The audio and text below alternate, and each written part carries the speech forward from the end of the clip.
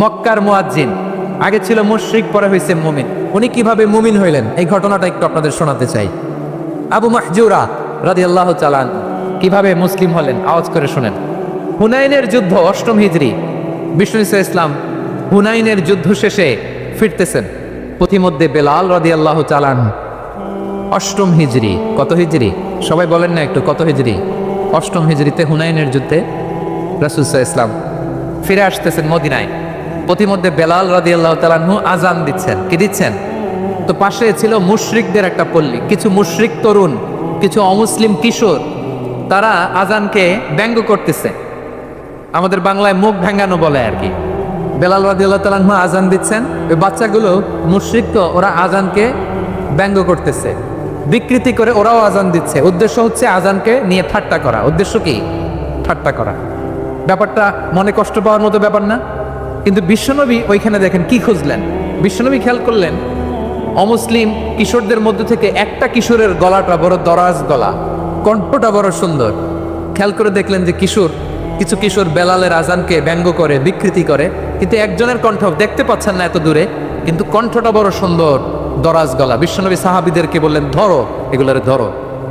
সবগুলারে ধরে বিশ্বনবীর সামনে আনা হলো। ওরা হাঁটু গেড়ে বসলো।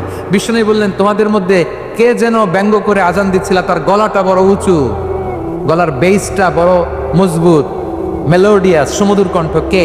আবু মাহজুরা বলে, আমার বন্ধুরা সবাই আমার দিকে আঙ্গুল দেখায়, আমি পড়ে গেছি বিপদে। রাসূল সাল্লাল্লাহু আলাইহি ওয়াসাল্লাম বাকি অমুসলিম তরুণদেরকে ছেড়ে দিলেন, বললেন তোমরা যাও। এবার আবু মাহজুরারে পাইছে। আবু মাহজুরার চুলের মধ্যে হাত দিলেন বিশ্বনবী, মাথায় হাত দিয়ে বললেন, এবার আজান দাও দেখি। আবু মাহজুরা বলে, আমি তো আজান দিতে জানি না, কারণ আমি তো বেলালেরটা শুইনা দিছি, আমার তো মুখস্থ নাই, আমি তো আজান দিতে জানি না। বিশ্বনবী বললেন, জানো না? তাহলে আসো, আমি তোমারে শিখাই দেই। সুবহানাল্লাহ পড়েন। আবু মাহজুরা হাঁটু গেড়ে বসে, বিশ্বনবীর মোবারক হাত আবু মাহজুরার চুলের মধ্যে। বিশ্বনবী আজানের মুআল্লিম আবু মাহজুরাকে বলতেছে, ঠিক আছে তোমারে শিখাই দিচ্ছি, আমি যা যা বলবো আমার সাথে সাথে বলো, পারবা? আবু মাহজুরা বলে, পারবো। বিশ্বনবী আজান দিচ্ছেন, মাথায় হাত দিয়ে আল্লাহু আকবার, আল্লাহু আকবার, আল্লাহু আকবার। আবু মাহজুরা এই বাক্যটা পড়লেন। বিশ্বনবী দ্বিতীয় বাক্য পড়তে আরম্ভ করলেন, আল্লাহু আকবার,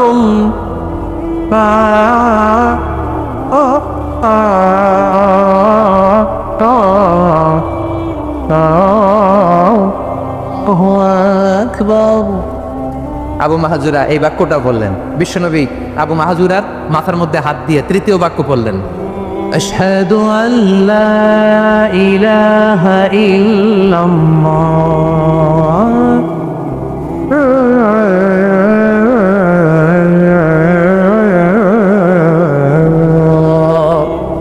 আবু মাহজুরা তৃতীয় বাক্য পড়লেন। বিশ্বনবী একটা বাক্য পরে আবু মাহজুরা পরে, বিশ্বনবী পরে আবু মাহজুরা পরে। আবু মাহজুরা কিন্তু অমুসলিম, মুশরিক। আবু মাহজুরা বলে, এক একটা বাক্য পড়ি আমার কলিজাটা গলে ঠান্ডা হয়ে যায়। এতদিন মোহাম্মদকে গালি দিতাম, এখন মোহাম্মদ আমার মাথায় যখন হাত রাখছে আমার সারা শরীর ঠান্ডা হয়ে গেছে। বিশ্বনবী আজান শিখাচ্ছেন, একটা একটা বাক্য পড়ে আবু মাহজুরাও পড়ে, বিশ্বনবী পড়ে, আবু মাহজুরাও পড়ে। পুরো বাক্যগুলো যখন শেষ, আজান শেষ, আবু মাহজুরাও যখন পুরো আজান পড়লেন, আবু মাহজুরা বললেন, এতদিন মোহাম্মদের চেহারা দেখলে আমার ঘৃণা লাগতো, আজ থেকে মোহাম্মদের চেহারার চেয়ে প্রিয় চেহারা আমার কাছে নাই। আবু মাহজুরা বললেন, ও মুহাম্মদ, আজানের বাক্য তো আপনি আমারে শেখালেন, এখানেই শেষ করবেন না, আপনি আমারে পড়ায় দেন, লা ইলাহা ইল্লাল্লাহু মুহাম্মাদুর রাসূলুল্লাহ সাল্লাল্লাহু আলাইহি ওয়াসাল্লাম। বিশ্বনবীর সাথে দাঁড়িয়ে উনি শাহাদা পড়ে মুসলমান হয়ে গেলেন।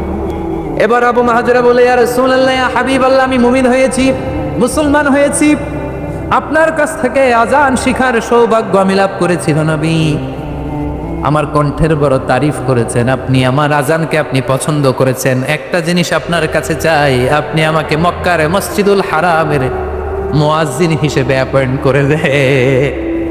বিষ্ণু ইসলাম বললেন, যাও আবু মাহজুরা, আমি তোমাকে পৃথিবীর শ্রেষ্ঠতম মসজিদ মক্কার মসজিদুল হারামের মুয়াজ্জিন হিসেবে অ্যাপয়েন্ট করে দিলাম।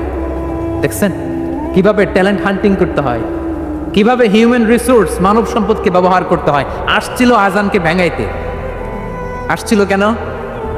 আজানকে ব্যঙ্গ করার জন্য, বিকৃত করার জন্য, আজানকে বিকৃত করতে যে ইসলামের সবচেয়ে শ্রেষ্ঠ মসজিদের মুয়াজ্জিন হয়ে গেল। পড়েন সুবহানাল্লাহ।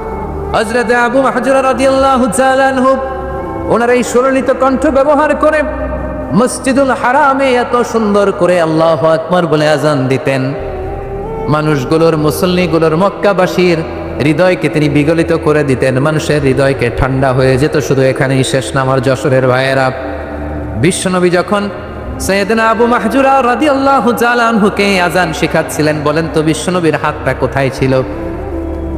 আবু মাহজুরার মাথার সামনে, এই চুলের উপরে ছিল। আবু মাহজুরা ওই স্মৃতিটাকে ধারণ করবার জন্য, ওই স্মৃতিকে বহন করার জন্য বিশ্বনবীর মোবারক হাত আবু মাহজুরার কপালের চুলের যেই জায়গায় লেগেছে, মৃত্যুর আগের দিন পর্যন্ত আবু মাহজুরা মাথার ওই চুলে কোনোদিন ছুরি আর কামার লাগায় নাই, সেখানে কেচি লাগায় নাই, চুলের মধ্যে খুর লাগায় নাই। আবু মাহজুরা ডান দিকের চুল কাটতো, বাম দিকের চুল কাটতো, পেছনের চুল কাটতো, সামনের চুল কাটতো না। আবু মাহজুরা রাদিয়াল্লাহু তাআলা আনহুর সামনের চুলগুলো বড় হতে হতে যখন এত বড় হয়ে যায়, তিনি চুলগুলো পেঁচিয়ে মাথার মধ্যে রাখতেন, তারপরে তিনি পাগড়ি পরতেন। সবাই জিজ্ঞেস করতো, আবু মাহজুরা এটা আবার কেমন স্টাইল? দেখতে তোমারে কি বিদঘুটে লাগে?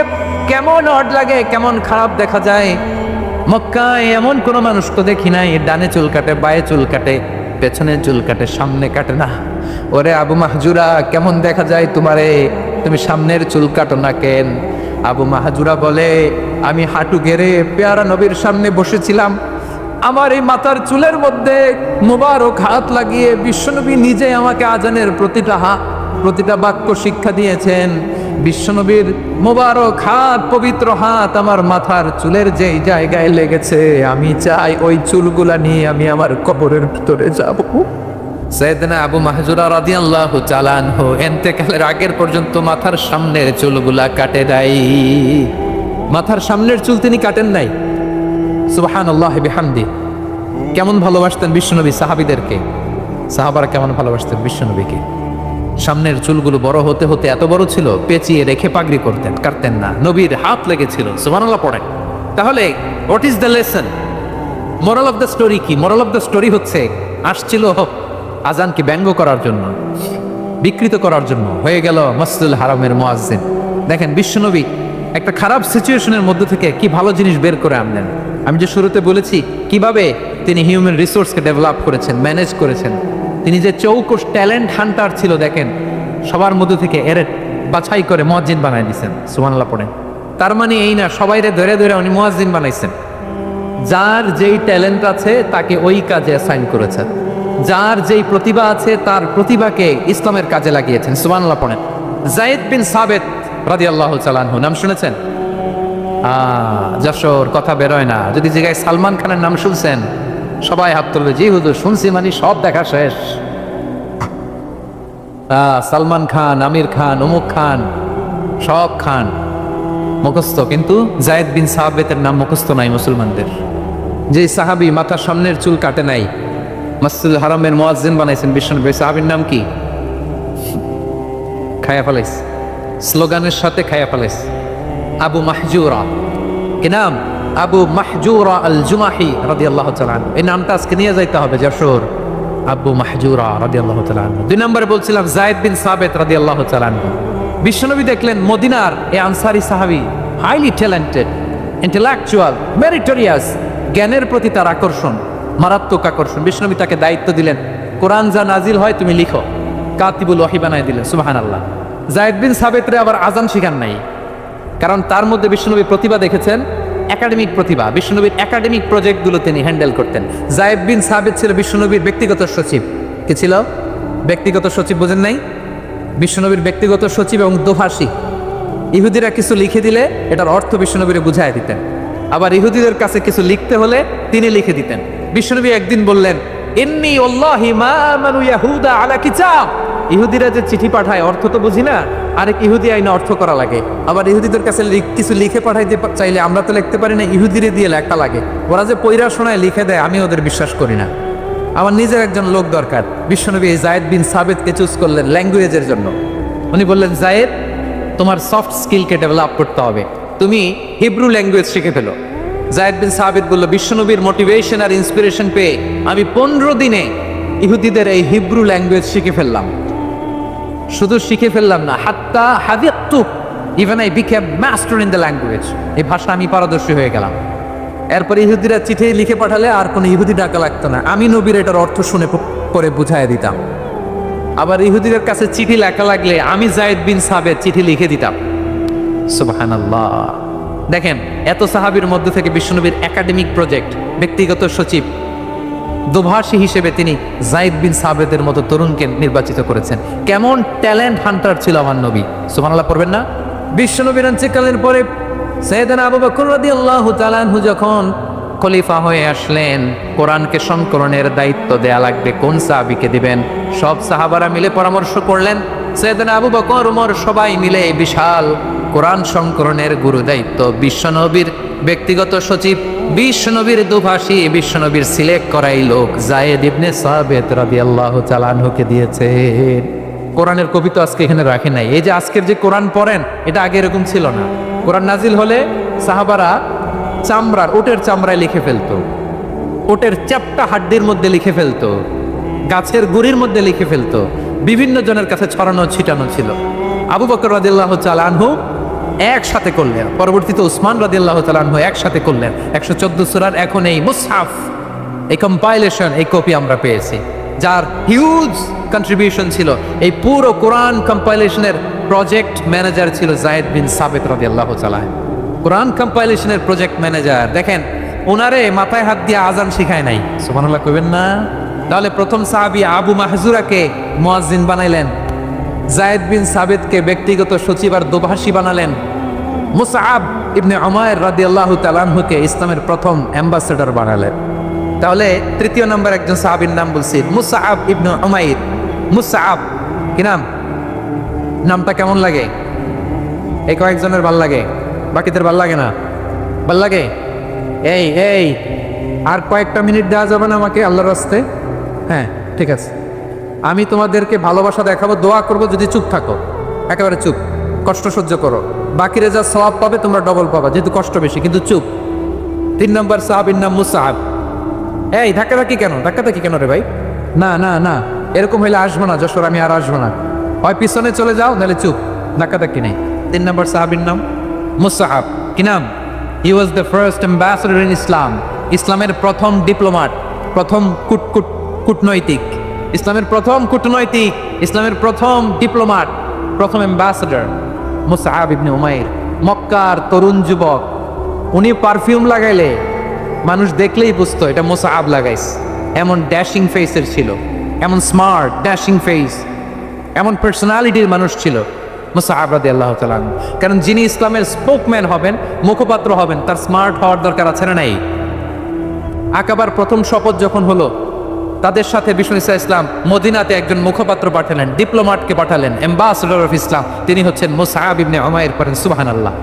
বিশ্বনবী দেখলেন সে অনেক স্মার্ট, তার ডেডিকেশন আছে, সিনসিয়ারিটি আছে, এবং মদিনায় যে আউস খাজরাজ গোত্রের নেতাদের সাথে ডিল করতে হবে, ইহুদিদের সাথে ডিল করতে হবে, ওখানে একজন পাক্কা জানু খেলোয়াড়ের দরকার আছে না নাই?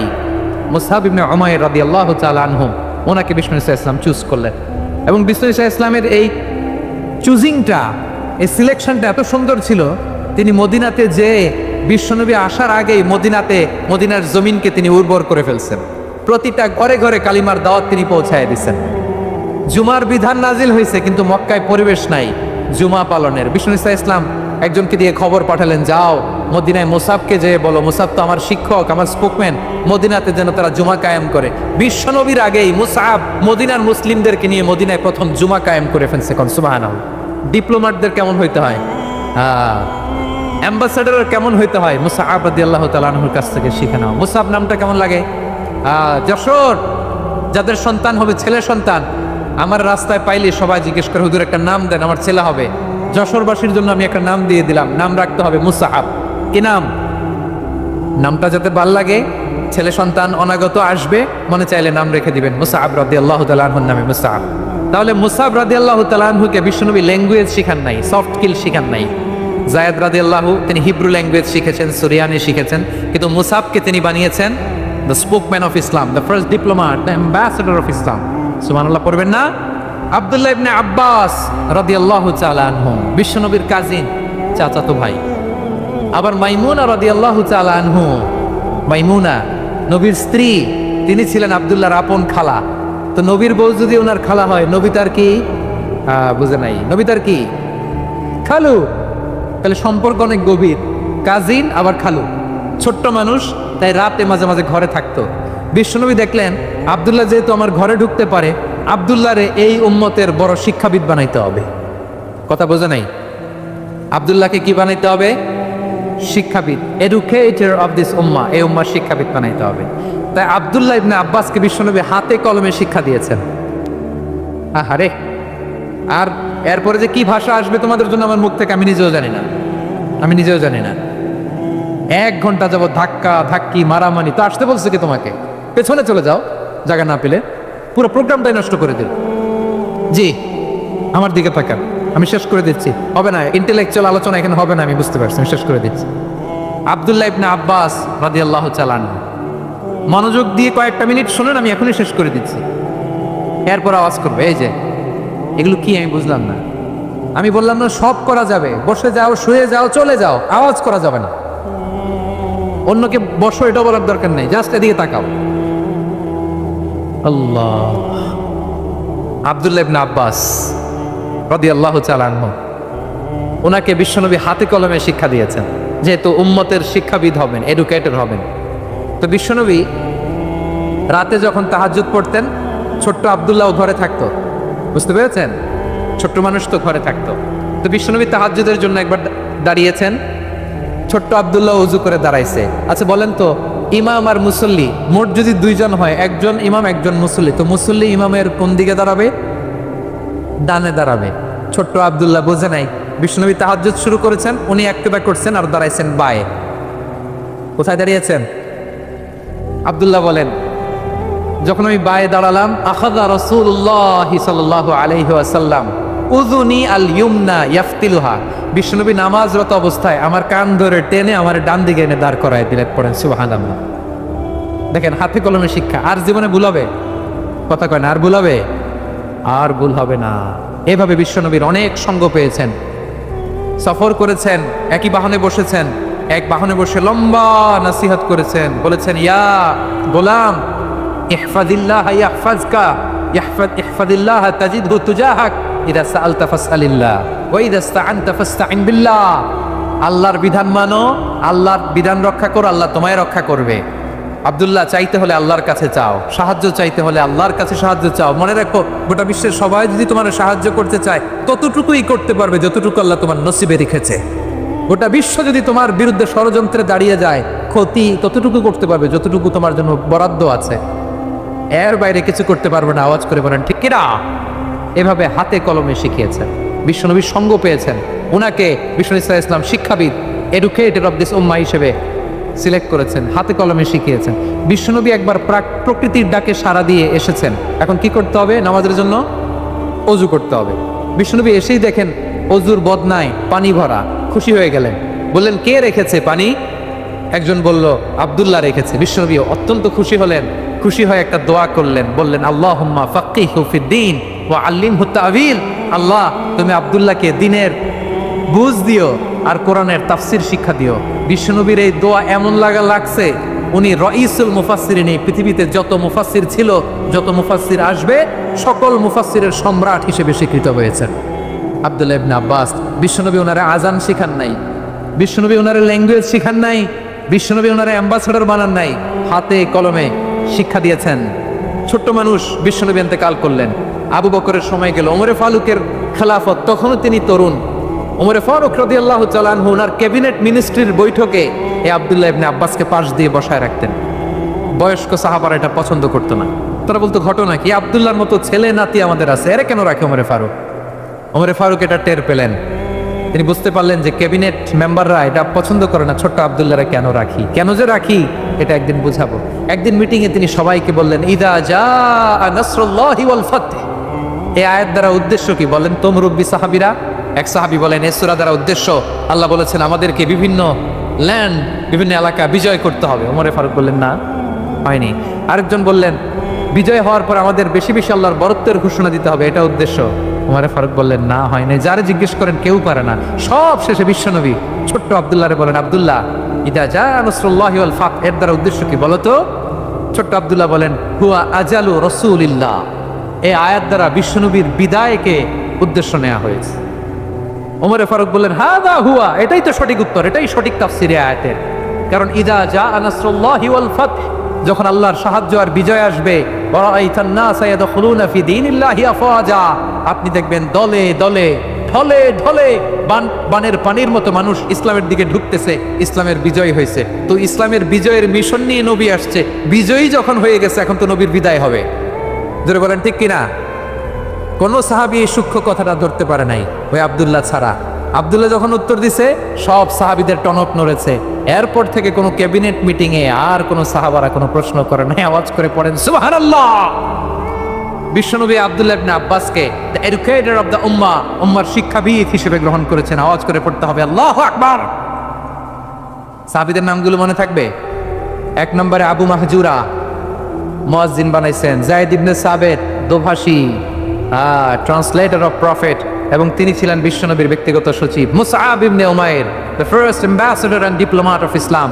আব্দুল্লাহ ইবনে আব্বাস, এই উম্মার সবচেয়ে বড় এডুকেটর, শিক্ষাবিদ। আরেকজন ছিল আব্দুল্লাহ ইবনে মাসউদ রাদিয়াল্লাহু তাআলা। 2 আব্দুল্লাহ, আব্বাস গেল, আরেকজন হচ্ছে মাসউদ।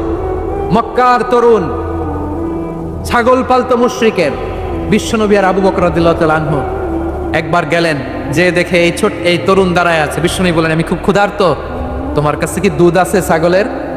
আব্দুল্লাহ সে ওয়ালাকিন আনা মুতামান, কিন্তু যে দুধ আছে এটা আমানতের, আমি দিতে পারবো না। বিশ্বনবী এইটা শুনেই তার টার্গেট করে ফেলছে। আনা মুতামান, দুধ আছে কিন্তু এটা আমার মালিকের, আমি তো দরদ দেখায় আমার মালিকের দুধ আপনি পথিক, আপনারে দিতে পারি না। বিশ্বনবী টার্গেট করে ফেলছেন, এরে আমার কাজে লাগাইতে হবে। বিশ্বনবী বললেন আচ্ছা ঠিক আছে দুধ দিও না, কিন্তু এমন ছাগি আছে কিনা যেই ছাগির সাথে কোনো ছাগলের মিলন হয় নাই, তার ওলানে দুধও আসে নাই, বাচ্চাও নাই, এরকম ছাগির থেকে যদি আমি দুধ খাই তাহলে তো সমস্যা নাই। বলতেছে এরকম ছাগির থেকে দুধ খাইলে সমস্যা নাই, কারণ এরকম ছাগির ওলান থেকে দুধ আসবেও না। বলতেছে ঠিক আছে এরকম একটা ছাগি নিয়ে আসা হলো। বিশ্বনবী বিসমিল্লাহ বলে ওই ছাগির ওলানে হাত দিলেন। হাত দিতে দেরি পুরো ওলানটা দুধে ভরে যেতে দেরি হয় না। বিশ্বনবী আর আবু বকর রাদিয়াল্লাহু তাআলা আনহু দহন করে পেট ভরে খেলেন। এই দৃশ্য আব্দুল্লাহ ইবনে মাসউদের হৃদয়ে দাগ কাটলো। এই মুজিজা দেখে তিনি বললেন আশহাদু আল্লা ইলাহা ইল্লাল্লাহ ওয়া আশহাদু আন্না মুহাম্মাদুর রাসূলুল্লাহ। তিনি ষষ্ঠ মুসলিম ছিলেন, 6 নম্বর মুসলমান। ওনাকে টার্গেট করে বিশ্বনবী দেখলেন এমন ইন্টেলেকচুয়াল ব্রেন, উনি সূক্ষ্ম সূক্ষ্ম জিনিস বুঝে বেশি, ফিকহি জ্ঞান ওনার মধ্যে বেশি। বিশ্বনবী ওনাকে কোরআনের জ্ঞান শিক্ষা দিতে লাগলেন। উনি বিশ্বনবী সবার কাছে কোরআন শোনায়, কিন্তু বিশ্বনবী নিজে আব্দুল্লাহ ইবনে মাসউদের কাছ থেকে কোরআন শুনতো। বিশ্বনবী একবার বললেন ইকরা আলাইয়া ইয়া মাসউদ, ইবনে মাসউদ একবার শোনাও তো কোরআন দেখি। আব্দুল্লাহ ইবনে মাসউদ বলে আকরাউ আলাইকা ওয়া আলাইকা উনজিল, নবী আপনার উপর কোরআন নাজিল হয় আর আমি আপনার সামনে কোরআন পড়ব। বিশ্বনবী বললেন ইন্নী উহিব্বু আন আসমাআহু মিন গায়রি, আমি নিজে পড়তে যেমনি ভালোবাসি অন্যে পড়ুক আমি শুনবো, এটাও আমি ভালোবাসি। সূরা নিসা তিনি তেলাওয়াত করে শুনিয়েছেন। এমন সূক্ষ্ম বিষয় বিশ্বনবী ওনাকে ধরিয়ে দিয়েছেন। উনি হয়ে গিয়েছেন আব্দুল্লাহ ইবনে আব্বাস, হয়েছেন রাইসুল মুফাসসিরিন, ওই হয়ে গিয়েছেন ফাকিহুল উম্মাহ। ওনার চাইতে বড় ফকি এই পৃথিবী আর দেখবে না। চিল্লায় বলেন সুবহানাল্লাহ। উনি বলতেন ওয়াল্লাহি ওয়াল্লাহি ইল্লাযী লা ইলাহা গায়রু মা উনজিলাত সূরাতুন ইল্লা ওয়া আনা আ'লামু আইনা উনজিলাত ওয়া ফীমা উনজিলাত। বিশ্বনবী এমন ভাবে কোরআনের দার্স আমাকে দিয়েছেন, কোরআনে যত সূরা নাজিল হয়েছে যেখানে নাজিল হোক না কেন আমি জানি এটা কোথায় নাজিল হয়েছে এবং কোন প্রেক্ষাপটে নাজিল হয়েছে। এমন একটা সূরা নাই যে সূরার কোথায় নাজিল হয়েছে আমি মাসুদের জানা নাই, কোন প্রেক্ষাপটে নাজিল হয়েছে আমার জানা নাই। এরকম ঘটবে না। চিল্লায় বলেন আল্লাহু আকবার। এই আব্দুল্লাহ ইবনে মাসউদ রাদিয়াল্লাহু তাআলা আনহু ওমর ফারুকের সময় কুফার চিফ জাস্টিস ছিলেন। কুফা নগরীর চিফ জাস্টিস বুঝেন নাই? বিচারপতি। কি ছিলেন? সবাই বলে নাই কি ছিলেন? বিচারপতি ছিলেন। এবং ওনার যে ফিকহি জ্ঞানের ধারা, এটাই আলকামা, ইব্রাহিম আন-নাখাই, হাম্মাদ ইবনে সুলাইমান হয়ে ইমাম আবু হানিফা পর্যন্ত পৌঁছেছে। এবং ওনার ফিকহি জ্ঞানের ধারাই হানাফি মাযহাবে অ্যাকসেপ্ট হয়েছে। আজও এগুলো হানাফি মাযহাবে চর্চিত হয়। হানাফি মাযহাবের সব ফিক আব্দুল্লাহ ইবনে মাসউদের ফিকহি জ্ঞানের ধারা থেকে নেওয়া হয়েছে। চিল্লায় পড়েন সুবহানাল্লাহ।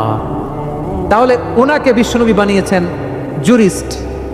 জুরিস্ট, আইনবিদ, ফকিহ। ওনারে আজান শিখান নাই। হিউম্যান রিসোর্স ডেভেলপমেন্ট কিভাবে করবেন, মানব সম্পদের উন্নয়ন কিভাবে করতে হয়, কিভাবে যার যেখানে প্রতিভা কাজে লাগাতে হয় উনি দেখিয়েছেন। সুবহানাল্লাহ পড়বেন না? খালিদ বিন ওয়ালিদ নাম শুনছেন? কে কে শোনেন নাই হাত তোলেন। কি ছিলেন? বীর যোদ্ধা ছিলেন খালিদ বিন ওয়ালিদ।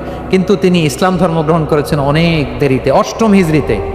তার মানে 8ম হিজরির আগে উনি মুশরিকদের পক্ষে লড়াই করেছেন। ওনার হাতে কত মুসলিম সাহাবী যে নিহত হয়েছে হিসাব নাই। বিষ্ণুনবী টার্গেট করে রাখছে, তুমি আমাদের মুসলিমদের এত ক্ষতি করলা, তুমি যখন মুসলমান হবা তোমার দিয়ে আমি এমন কাম করামু যে এটা আর কেউ করতে পারবে না। সুবহানাল্লাহ নাই। যশোর ক্লান্ত হয়ে গেছে। মাশাআল্লাহ। বসুন।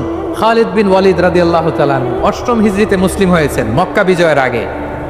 তো মক্কা বিজয়ের আগে যখন মুসলিম হয়েছেন, এর আগে কি করছেন? কাফিরদের সাথে যুদ্ধ করেছেন। উনি উহুদের যুদ্ধে মুসলমানদের যে পরাজয় ভাব, কঠিন পরিস্থিতির মুখোমুখি ওনার কারণে পেছন থেকে এমন আতর্কিত আক্রমণ করেছেন, মুসলমানদেরকে কচুকাটা করেছেন।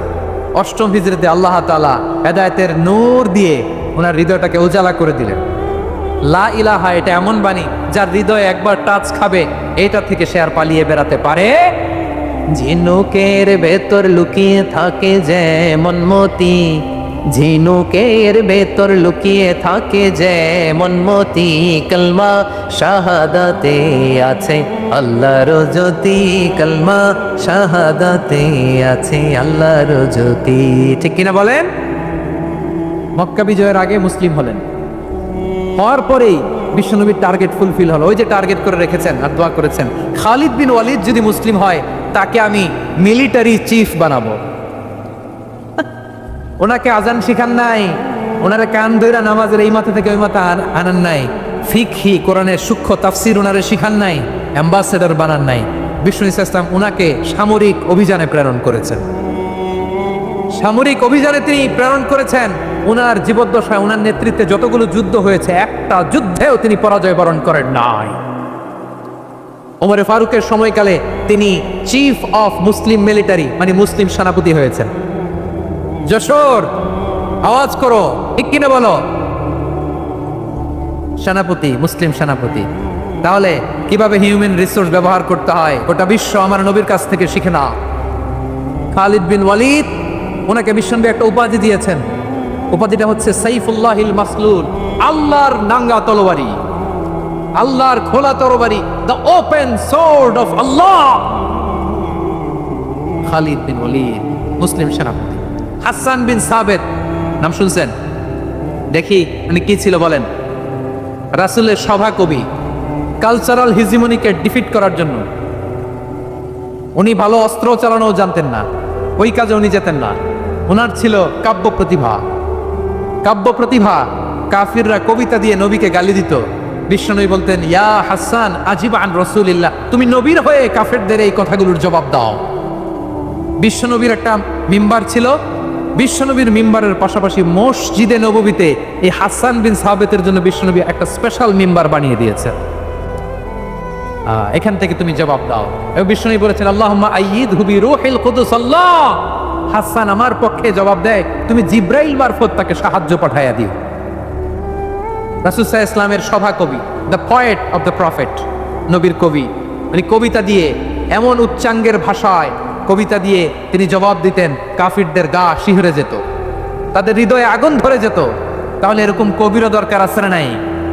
এখন যাকে আল্লাহ দিছে কাব্য প্রতিভা, এরা যদি আপনি যুদ্ধের ময়দানে পাঠান হবে? যারে দিছে সুরেলা গলা, এরা যদি অ্যাম্বাসেডর বানান হবে না। হাসান বিন সাবিত ছিলেন বিষ্ণু ইসলামের কবি। হুযায়ফা ইবনুল ইয়ামান বিশ্বনবীর গোয়েন্দা বিভাগের প্রধান। কিসের প্রধান?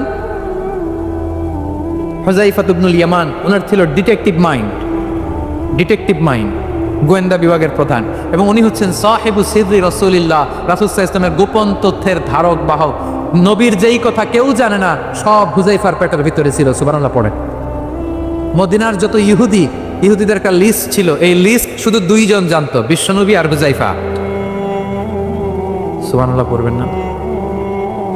তাহলে ওনাকে কোন দায়িত্ব দিছে? কোন বিভাগ? যশোর, আওয়াজ করো, কোন বিভাগ?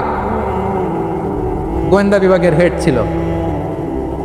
খন্দকের যুদ্ধে প্রচন্ড আজকের মতো শৈত্য প্রবাহ, মাটি খনন করতে করতে সাহাবীদের পেটে ক্ষুধা নাই, দাঁড়াইতে পারে না নামাজের জন্য, এত ক্লান্ত, ক্ষুধা, ক্লান্ত, শ্রান্ত। বিশ্বনবী বলেন, কে আছো এই কঠিন শীত, এই ভয় আর ক্ষুধার মধ্যেও খন্দকের পরীক্ষার টপকে শত্রু শিবিরে যে আমাকে তথ্য দিবা, কে আছো? কারো গায়ে শক্তিই নাই যে দাঁড়াবে, কেউ দাঁড়ায় না। বিশ্বনবী তখন নিজে হুজাইফাকে ডাক দিলেন, হুজাইফা, যে আমাকে আজকে শত্রু শিবিরের তথ্য এনে দিবে সে জান্নাতে আমার মোরাফাকে আমার সঙ্গী হবে। হুজাইফা রাদিয়াল্লাহু ইবনুল ইয়ামান জীবনের ঝুঁকি নিয়ে এই ক্ষুধা, শৈত্য প্রবাহ, কোল্ড ওয়েভসকে উপেক্ষা করে পরীক্ষা টপকে শত্রু শিবিরে যে সবার কথাগুলো চুপে চুপে শুনে বিশ্বনবীর দরবারে এসে গোয়েন্দাদের মতো তথ্য সরবরাহ করেছে। বিশ্বনবীর গোয়েন্দা বিভাগের প্রধান হুজাইফা ইবনুল ইয়ামান ইন্টেলিজেন্স বিভাগ চালাতেন। মুনাফিকদের নাম ওনার কাছে ছিল। মুআয ইবনে জাবাল মদিনা রাষ্ট্রের সবচেয়ে সিনিয়র আমলা ছিলেন। আমলাতন্ত্র চিনেন তো? প্রশাসনিক কাজ যারা চালায়, অ্যাডমিনিস্ট্রেশন বুঝেন না? The department of administration. মদিনার রাষ্ট্রের সিনিয়র আমলা মুআয ইবনে জাবাল মুতাখাসসিসুন ফিল হালাল ওয়াল হারাম, হালাল হারামের স্পেশালিস্ট ছিলেন। বিশ্বনবী উনাকে ইয়ামানের গভর্নর করে পাঠাইছেন। বলেছেন, ইন্নাকা তা'তি কওমান আহলা কিতাব, এমন গোষ্ঠীর কাছে যাবা এরা ইহুদি নাসারা, আগে শাহাদা পড়লে এরপরে নামাজের দাওয়াত দিও, নামাজ পড়লে যাকাতের দাওয়াত দিও। গভর্নরের অ্যাটিটিউড যেমন থাকে তেমন অ্যাটিটিউড ধরে রেখো। সুবহানাল্লাহ পড়েন। তাহলে মুআয ইবনে জাবালকে দিয়ে বিশ্বনবী কবিতা লেখায় নাই, চিঠি লেখায় নাই, আজান দেওয়ায় নাই। সুবহানাল্লাহ পড়বেন না? সব শেষ সাহাবী বলি আবু হুরায়রা রাদিয়াল্লাহু তাআলা আনহু। নাম শুনছেন? বিড়ালের বাবা। কি করতেন? খালি হাদিস মুখস্থ করতেন। উনি বলতেন, আলজামু রাসূলুল্লাহ আলা মিল ইবাতনি, আমার শুধু পেটের ক্ষুধার বন্দোবস্ত হইলে আমি নবীর সঙ্গ ছাড়তাম না। আমার আনসার সাহাবারা ক্ষেত খামারের কাজ করতো, আমার মুহাজির সাহাবারা ব্যবসা করতো, আর আমি নবীর সাথে সাথে থাকতাম। শুধু সকাল বিকাল দুই বেলা যদি আমার খাবারের বন্দোবস্ত হয় আমি আর নবীর লক ছাড়ি না। সুবহানাল্লাহ কইবেন না? 5374টা হাদিস তিনি বর্ণনা করেছেন। সবচেয়ে বেশি হাদিস বর্ণনাকারী সাহাবী। হাদিস প্রিজার্ভেশনের কাজে বিশ্বনবী ওনাকে কাজে লাগিয়েছেন। উনি একদিন বলেন, ইয়া রাসূলুল্লাহ আসমাউ মিনকা কাসীরান ফালা আহফাজু, নবী অনেক কথা শুনি আমার মনে থাকে না। বিষ্ণু বললেন, চাই কুৎসুত রিদাক, তোমার চাদরটা বিছাও। আবু হুরায়রা বিছালেন, বিশ্বনবী হাত বুলায় দিলেন, এরপরে অনেক হাদিস বর্ণনা করলেন। আবু হুরায়রা বলে, তারপর থেকে বিশ্বনবী যাই বর্ণনা করে আমি শুনি আর একটাও বলি না। এখন সুবহানাল্লাহ। বিশ্বনবী ওনাকে হাদিস প্রিজার্ভেশন, নবীর এই যে লক্ষ্য হাদিস প্রিজার্ভেশনের এই দায়িত্ব দিয়েছেন সাইয়েদনা আবু হুরায়রা রাদিয়াল্লাহু তাআলা আনহুকে। প্রিয় ভাইরা, তাহলে 10 জন সাহাবীর কথা যে বললাম, আপনারা কি খেয়াল করেছেন কত বড় ট্যালেন্ট হান্টার, চৌকস ট্যালেন্ট হান্টার ছিল আমার নবী। এক একজনের এক এক ট্যালেন্ট, এক এক কাজে অ্যাসাইন করেছেন, এক একজনকে এক এক দায়িত্ব দিয়েছেন, এক একজনের প্রতিভাকে এক একভাবে বিকশিত হওয়ার সুযোগ দিয়েছেন। আওয়াজ করে বলেন ঠিক কিনা? এখন আমার পর্দার আড়ালে আমার মায়েরা বলবে, এতগুলো পুরুষ সাহাবীর কথা বললো, নারী সাহাবীরা কি কিছু করে নাই? হ্যাঁ, একজন নারী সাহাবীর কথা বলে মোনাজাত হবে, দোয়া ছাড়া কেউ যাব না। রুফাইদা আল আসলামিয়া রাদিয়াল্লাহু তাআলা আনহা, ওনার বাবার নাম সাআদ আল আসলামি। বিশ্বনবী কি খেয়াল করলেন দেখেন, সাআদ ছিল মদিনার বড় ডাক্তার। এই নারী সাহাবী রুফাইদা বাবার কাছ থেকে চিকিৎসা বিদ্যা শিখেছেন। যখন শিখছে বিশ্বনবী দেখলেন, আমার তো প্রতি সপ্তাহে সপ্তাহে যুদ্ধে আহত সাহাবীদের সেবা দিবে কে? বিশ্বনবী রুফাইদাকে বললেন, রুফাইদা তুমি মসজিদে নববীর পাশে একটা মেডিকেল ক্যাম্প করো। এই যে সাকিনা আদ্দিন মেডিকেলের আমার ছাত্রী বন্ধুরা শুনে রাখো, তোমাদের আইকন হচ্ছে রুফাইদা আল আসলামিয়া। বিশ্বনবীর ডিরেকশন অনুযায়ী তিনি মসজিদে নববীর পাশে একটা মেডিকেল ক্যাম্প করলেন এবং আহত সাহাবাদের চিকিৎসা উনি ওনার টিম নিয়ে দিতেন। বিশ্বনবীর পরামর্শে উনি আনসারি এবং মুহাজির মহিলা সাহাবীদেরকে নিয়ে একটা স্পেশাল মেডিকেল টিম গঠন করলেন। খায়বার যুদ্ধে 7ম হিজরিতে যখন বিশ্বনবী যায়, উনি ওনার টিম নিয়ে আসলেন, বললেন, ইয়া রাসূলুল্লাহ, আমরা তো তলোয়ার চালাতে পারি না, আমরা তো তীর মারতে পারি না, আপনি যদি অনুমতি দেন খায়বার অভিযানে আমি আমার টিম নিয়ে মেডিকেল টিমের সেবাটা সার্ভিসটা দিতে চাই। পড়েন সুবহানাল্লাহ। বিশ্বনবী অনুমতি দিলেন যোদ্ধা সাহাবীদের সাথে রুফাইদা আল আসলামিয়া উনিও মেডিকেল টিম নিয়ে অগ্রসর হলেন। খায়বারের প্রতিটা আহত ইনজুর্ড সাহাবী যারা ইনজুরির শিকার হয়েছেন সবাই রুফাইদা আল আসলামিয়ার এই মেডিকেল ক্যাম্প থেকে চিকিৎসা সহায়তা পেয়েছেন। সুবহানাল্লাহ পড়েন। দেখেন কিভাবে বিশ্বনবী ট্যালেন্ট বাছাই করতেন। আপনি অবাক হবেন, বাহরাইনের মেডিকেল ইউনিভার্সিটিতে রুফাইদা আল আসলামিয়া মেডিকেল প্রাইজ অ্যাওয়ার্ড প্রতি বছর দেওয়া হয়। যদি 8 দিনের এই মেডিকেল আমার বোনেরা যদি জেনে থাকো জানো, না হলে নতুন করে জানো, সার্চ দিও রুফাইদা আল আসলামিয়া মেডিকেল অ্যাওয়ার্ড বাহরাইনের ইউনিভার্সিটিতে দেওয়া হয়। প্রিয় ভাইয়েরা, তাহলে আলোচনার সামারি আমরা করি।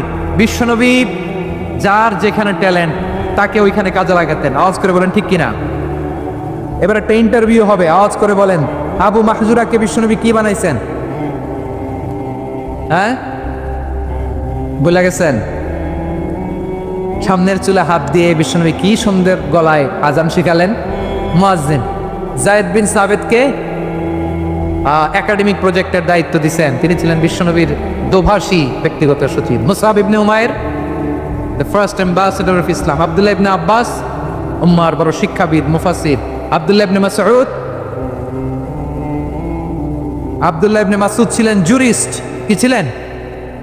জুরিস্ট ছিলেন, এই উম্মার সবচেয়ে বড় জুরিস্ট। খালিদ বিন ওয়ালিদ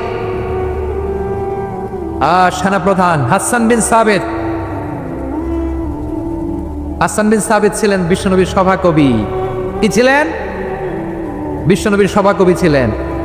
এরপরে হুযায়ফা ইবনুল ইয়ামান কি ছিলেন? গোয়েন্দা বিভাগের প্রধান। মুআয ইবনে জাবাল কি ছিলেন? সিনিয়র আমলা, ইয়ামানের গভর্নর। আবু হুরায়রা রাদিয়াল্লাহু তাআলা আনহু হাদিস প্রিজার্ভেশনের কাজ করেছেন। আর আমাদের রুফাইদা আল আসলামিয়া রাদিয়াল্লাহু তাআলা আনহা কি ছিলেন? নার্স ছিলেন, নার্স হয়ে মেডিকেল সেবা দিয়েছেন। প্রিয় ভাইয়েরা, পুরো আলোচনার যদি সামারি করি তাহলে বিশ্বনবী যেভাবে হিউম্যান রিসোর্সকে ম্যানেজ করেছেন, যার যেখানে প্রতিভা কাজে লাগিয়েছেন, আমরাও যদি করি আমাদের বাংলাদেশের চিত্র আমরা পাল্টে দিতে পারবো। ভাইয়েরা, বোনের সাথে খারাপ আচরণ করো না। সন্তান মায়ের সাথে খারাপ আচরণ করো না। আমাদের মায়েরা আমাদের asset, they are our priceless asset. কারণ এই মায়েদের পেটে এসেছে আল্লাহর ওলিরা, এই মায়েদের পেটে এসেছে খান জাহান আলী, এই মায়ের পেটে এসেছে শাহজালাল ইয়ামানি, এই মায়ের পেটে এসেছে আল্লাহর সব নবীরা। নাকি নবীরা আকাশ থেকে ধপ করে জমিনে নেমে আসছে? মায়ের পেটে আসছে।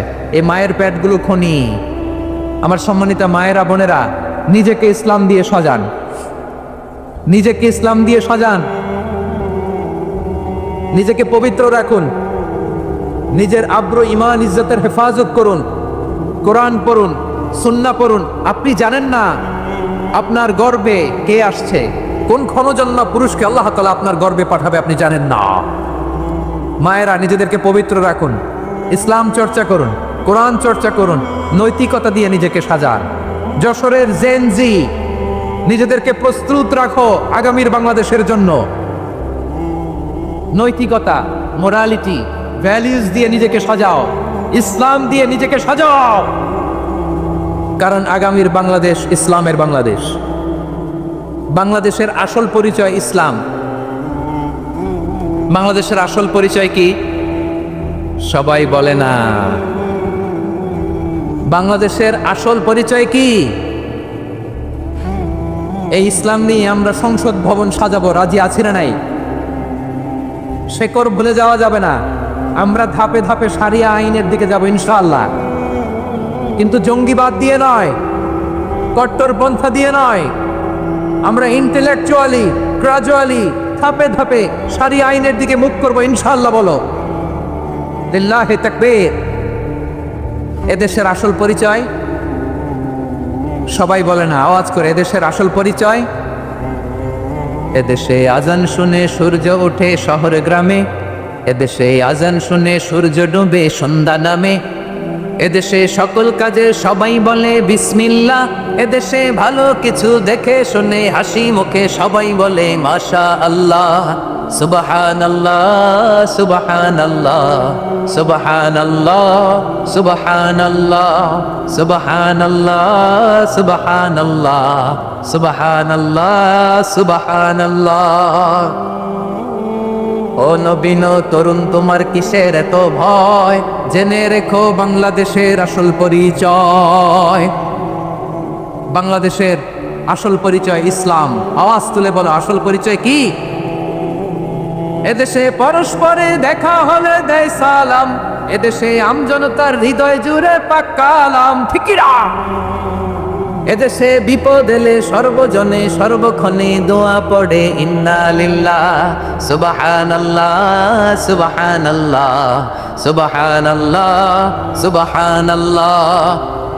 এদেশে আজান শুনে সূর্য ওঠে শহর গ্রামে, এদেশে আজান শুনে সূর্য ডোবে সন্ধ্যা নামে, এদেশে সকল কাজে সবাই বলে বিসমিল্লাহ, এদেশে ভালো কিছু দেখে শুনে হাসি মুখে সবাই বলে মাশা আল্লাহ সুবহানাল্লাহ। আওয়াজ করে সুবহানাল্লাহ সুবহানাল্লাহ সুবহানাল্লাহ সুবহানাল্লাহ। সবাই একসাথে সুবহানাল্লাহ সুবহানাল্লাহ সুবহানাল্লাহ সুবহানাল্লাহ। এদেশের আসল পরিচয় কি?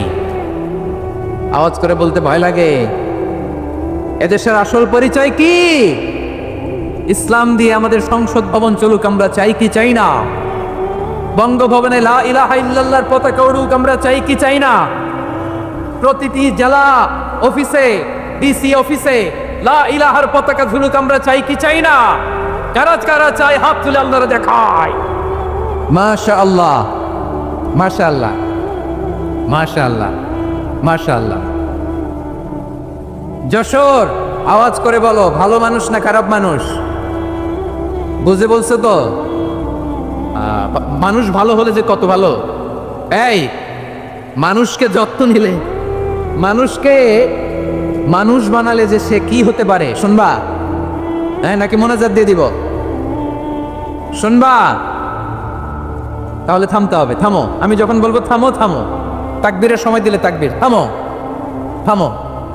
মানুষকে যত্ন নিলে, হ্যাঁ এদিকে এদিকে, ড্রোন নামায় ফেলো। হয়েছে, ড্রোনের ফুটেজ হয়ে গেছে, এবার ড্রোন নামায় ফেলো। আমার দিকে তাকাও। মানুষকে, তোমরা এদিক সেদিক তাকালে তো গুরুত্বপূর্ণ পয়েন্ট মিস হয়ে যাবে। এদিকে এদিকে, হ্যাঁ মাসে, ঠিক আছে এদিকে। মানুষকে যত্ন নিলে মানুষের মধ্যে যারা কি পটেনশিয়াল রেখেছে। আমি জাপানের দুইটা উদাহরণ দেই। জাপানের, এই এই এভাবে এভাবে হবে হয় বসো না পেছনে, কথা নেই। কথা তো বলাই যাবে না, হারাম কথা বলা। আজকে একেবারে চুপ। আজকের জন্য হারাম করে দিছে আমি কিছু সময়ের জন্য, একেবারে নিষিদ্ধ। জাপানের দুইটা উদাহরণ দেই, খেয়াল করে একটু শোনেন, বুঝবেন। আল্লাহ, 2022 সালে জাপানের সাথে জার্মানির খেলা, ফিফা ওয়ার্ল্ড কাপ 2022। এক পক্ষে জাপান, আরেক পক্ষে কোন দেশ? কথা শোনা নাই। এক পক্ষে কোন দেশ, আরেক পক্ষে সবাই। এক পক্ষে আরেক পক্ষে। ওই খেলায় জিতেছিল জাপান, জিতেছিল 22 সালের এই ফিফা ওয়ার্ল্ড কাপে। জাপান ফুটবল খেলায় জিতে, as a part of their celebration তারা খেলার পরে পুরো স্টেডিয়ামটারে ক্লিন করে। The fan base of Japan, লক্ষ লক্ষ মানুষ খেলা দেখতে যায়, তো এত ডাস্টবিনও তো নাই। তো যারা ডাস্টবিনে জায়গা পায় নাই, তারা এই যে চকলেটের প্যাকেট, পানির বোতল, চিপসের প্যাকেট তারা এদিকে সেদিকে রেখে দিয়েছে। জাপানের ভক্তরা, জাপানের ফলোয়াররা, as a part of their celebration তারা খেলার পরে পুরো স্টেডিয়ামের সব ময়লা আবর্জনা ক্লিন করে তারপরে বিদায় নিয়েছে। তাদের কি কি ক্লিন করার দায়িত্ব দেওয়া হয়েছিল? এই যশোর, জাপানের যে ছেলেরা খেলা দেখতে গেছিল ওদেরকে কি ক্লিন করার দায়িত্ব দিছিল? তারা কি স্টেডিয়ামের পরিচ্ছন্নতা কর্মী? তাদের আকল, তাদের সিক্স সেন্স তাদেরকে বলেছে। ছোটবেলা থেকে জাপান গভর্নমেন্ট ওদেরকে এত পরিচ্ছন্নতা শেখায়, ক্লিনলিনেস অ্যাওয়ারনেস ক্যাম্পেইন করায়। ক্লাসে আমি দেখেছি, ক্লাসে নিজের বেঞ্চ নিজে মুছে, ক্লাসের মাঝখানে একটা সময় দেয়, নিজের টেবিল নিজে মুছে, নিজের ক্লাসরুমটা নিজে পরিষ্কার করে। রাস্তাঘাটে একটা ধুলা নাই, ময়লা নাই, একটা টিস্যু নাই। খেলার পরে গোটা বিশ্বকে তাক লাগিয়ে দিয়েছে। জাপানের ফ্যানরা সবার রেখে যাওয়া গার্বেজ, টিস্যু, বোতল পরিষ্কার করে তারপরে স্টেডিয়াম থেকে বিদায় নিয়েছে। আমরা কেন এমন হইতে পারলাম না? আমরা কেন এমন হইতে পারলাম না? জাপানের যারা এগুলো করছে ওদের 3টা করে চোখ না, চোখ তো 3টা জাপানো লাগো, জাপানো লাগো, হাত তো 4টা, কান তো 6টা। হ্যাঁ, নাকি আমার মতো 2 হাত 2 কানওয়ালা মানুষ? চোখে দেখলে এটা মানুষ না। চিন্তা করছেন? তার মানে জাপানিজদেরকে যে গ্রুমিং করে শিখানোর মাধ্যমে পরিচ্ছন্ন বানানো গেছে, ওরা যেমনি মানুষ আমরাও মানুষ, আমাদের সন্তানদেরকে শেখালে তারাও পারবে, পারবে কিনা? 2 নম্বর উদাহরণ বলি, চট্টগ্রাম ফেনীতে যারা গিয়েছেন, মেঘনা গোমতী ব্রিজ প্রকল্প নাম শুনছেন? মেঘনা একটা ব্রিজ পার হওয়া লাগে, এই মেঘনা গোমতী, এখানে 3টা ব্রিজ কাঁচপুর সহ, এই 3টা ব্রিজের নির্মাণ কাজ, রেনোভেশনের কাজ দেওয়া হয়েছিল জাপানের একটা কোম্পানিকে। কাকে? জাপানের কোম্পানি নির্মাণ শেষে 738 কোটি টাকা বেঁচে গেছিল, এটা গভর্নমেন্টের হাতে দিয়ে তারা বিদায় নিয়েছে। কত টাকা? 738 কোটি টাকা। যত প্রাক্কলিত ব্যয় নির্ধারণ করা হয়েছে, সব টাকা সরকার, তৎকালীন সরকার 2019-এর সরকার, কারা ছিল তো জানেন? এই 2019-এর সরকার তাদেরকে দিয়েছে। তারা রিনোভেশন নির্মাণ শেষে 738 কোটি টাকা অতিরিক্ত বেঁচে গেছিল, এটা আবার গভর্নমেন্টের হাতে বুঝাই দিয়ে তারা বিদায় নিচ্ছে। আমরা কেন এমন হইতে পারলাম না? জাপানের ওরাও মানুষ, আমরাও মানুষ, তার মানে মানুষে মানুষে পার্থক্য আছে না নাই? আচ্ছা, জাপানের 2টা উদাহরণ দিলাম, এবার আমার দেশের 2টা উদাহরণ দিব না? বাংলাদেশের 2টা উদাহরণ দিই। 1 নম্বর উদাহরণ, গত সপ্তাহে আপনারা জানেন কক্সবাজার আমার একটা প্রোগ্রাম ছিল, তো হেলিকপ্টারে গিয়ে